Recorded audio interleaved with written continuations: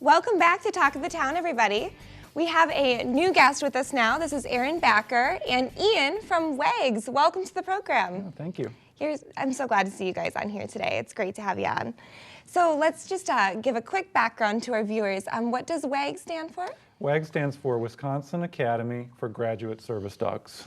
And you guys do so many great things for the community. So can we start by talking about the different ways that someone with a disability could benefit from having a service dog in their life? Yeah, so most of the people that get our dogs are in wheelchairs. So the dogs help them pick things up off the floor, grab things from counters, help them get their clothes on and off, doors open and shut, and just be safe. They can press panic buttons, grab your cell phone. Some dogs are even trained to leave the house and go alert a neighbor that they need help. So That's lots amazing. of different things. And I know we were just talking before the camera started about there's so many different things a dog can do that you might have never imagined, or that maybe you wouldn't necessarily train your pet to do, but in these situations, if you do have disabilities, it can be an absolute life-changing thing. Yeah. And you said Ian can pick something up as small as a dime, Small as a dime. We always say if it fits in his mouth, he can pick it up. He's actually better with something as small as a dime than like a cane. Oh, really? So his skills are small things, but all the dogs are different. High dexterity. Yeah, I'm sure everyone has a little bit of an individual personality and skills that they focus on. Yeah. So Ian looks like a very happy camper, but can you tell me what life is like for a service dog? So a service dog that is eager to please and really wants to work, that's what makes a good service dog. And what's really great about it is they go everywhere their person goes. So they don't get left behind 8 hours a day while you're at work. So they go to the grocery store, they can go to church with you.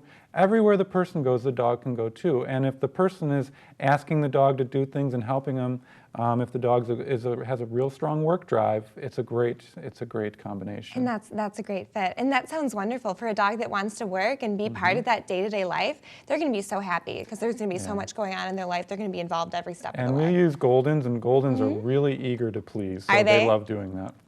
And that's one of the things I noticed right away about Ian is he just looks like he has such a great, happy attitude. He does. That's wonderful. So I know we talked a little bit about some of the characteristics of a successful service dog, but can we also talk about, can you help to train those characteristics, and who does the training for the service dogs? Well, one of the best things about WAGS is all of the work is done by volunteers. So all of our dogs, they're all trained by volunteer trainers. And they give up a lot of time. They have to train individually and as a group. They take the dog everywhere. They're always working on skills and commands, and they're always looking at their behavior and seeing what the dog does and either correct it or encourage a good behavior. And so that's really wonderful. They give us thousands of hours a year.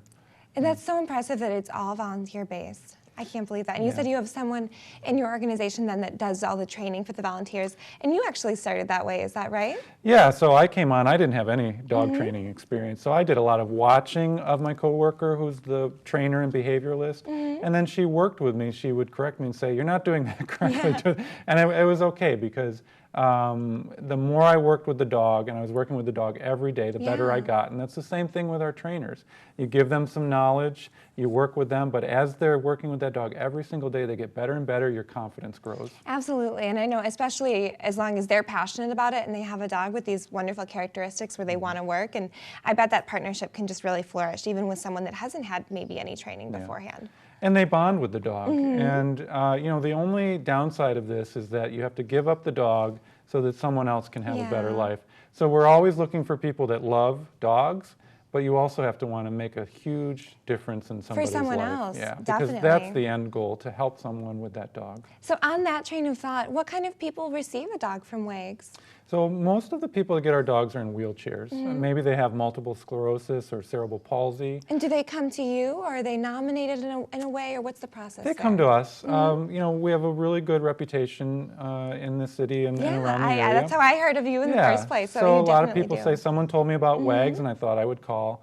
Ian and I do a lot of demonstrations in the community. We go to support groups, maybe for people that have been in a motor vehicle accident. I can show people what Ian can do, and they can decide if they think that would be a good fit for them. And something that would really improve their life. Absolutely. Could we maybe really quick just have Ian pop up just to say hi to everybody before we leave?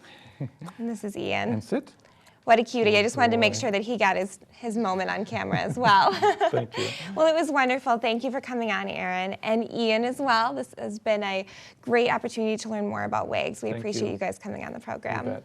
We'll be right back with more Talk of the Town.